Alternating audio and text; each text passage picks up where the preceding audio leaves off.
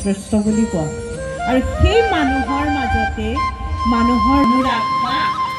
এই যে বসন্ত উৎসৱ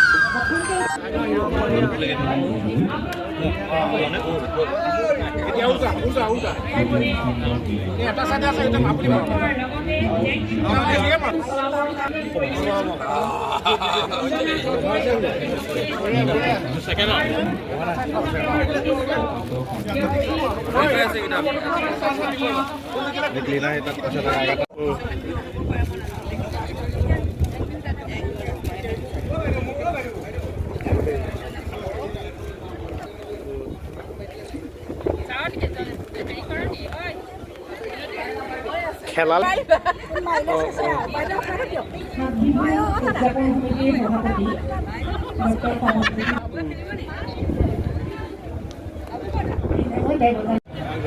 ইয়াৰ পিছতে একে বিভাগৰে মাননীয় স্মাৰকটো প্ৰদান কৰিব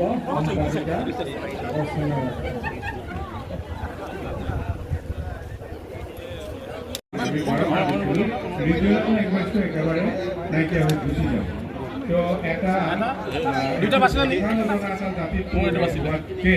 আমি যদি অলপ কষ্ট কৰি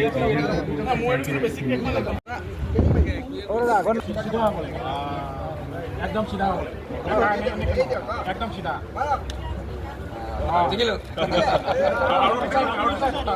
থাকে মানে পুলিনে মাৰিব এওঁ বহিব অনুষ্ঠান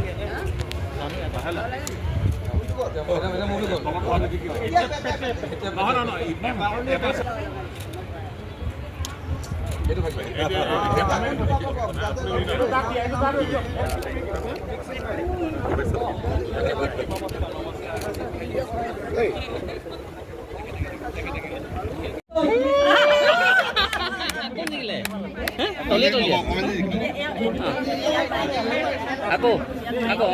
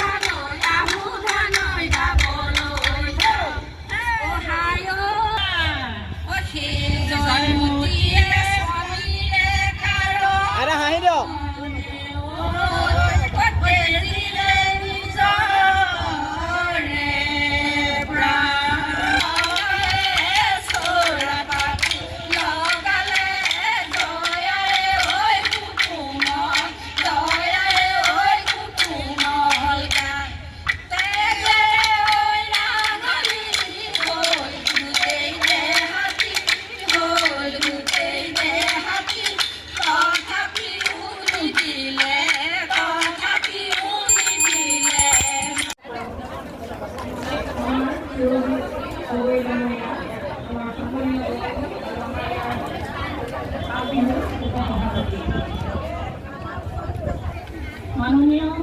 উপাধ্যক্ষ আৰু আমাৰ অতি আদৰৰ আমাৰ সকলোৰে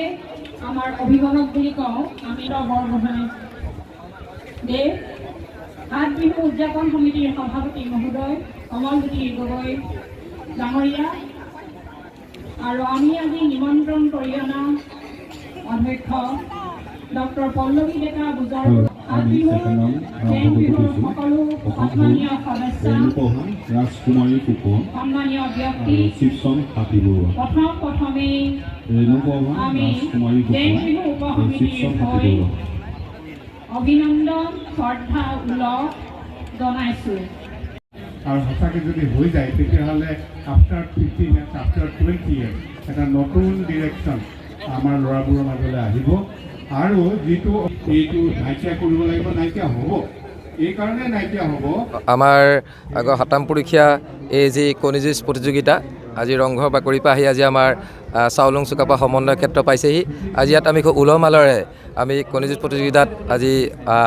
অৱতীৰ্ণ হৈছোঁ আৰু আপোনালোক ক'বলৈ পাই সুখী হৈছোঁ যে এই কণী যুঁজ প্ৰতিযোগিতাত বৰ্তমানলৈকে আমি বিজয়ী হৈ আছোঁ আৰু এখন প্ৰতিযোগিতা আছে, চাওঁ কি হয়। বহুসংখ্যক প্ৰতিযোগিতাই ইয়াত আমাৰ অংশগ্ৰহণ কৰিছে আৰু বিশেষকৈ আমাৰ মহিলাসকলেও ইয়াত যথেষ্ট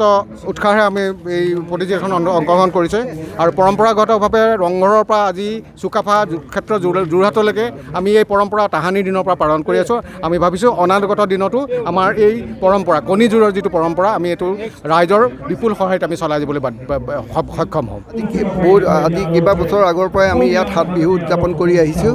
আৰু এই সাত বিহুৰ লগত সংগতি ৰাখি আমি কণী যুঁজ প্ৰতিযোগিতা ইয়াত অনুষ্ঠিত কৰি আহিছোঁ আৰু আজি আমাৰ এতিয়া কণী যুঁজ প্ৰতিযোগিতা ইয়াত অনুষ্ঠিত হৈ আছে আৰু আমাৰ যথেষ্টখিনি প্ৰতিযোগীয়ে ইয়াত অংশগ্ৰহণ কৰিছে আৰু এতিয়া বৰ্তমান আমি চলাই আছোঁ আৰু ভৱিষ্যতলৈও এই পৰম্পৰা আমি অটুট ৰাখিম বুলি মনস্থ কৰিছোঁ।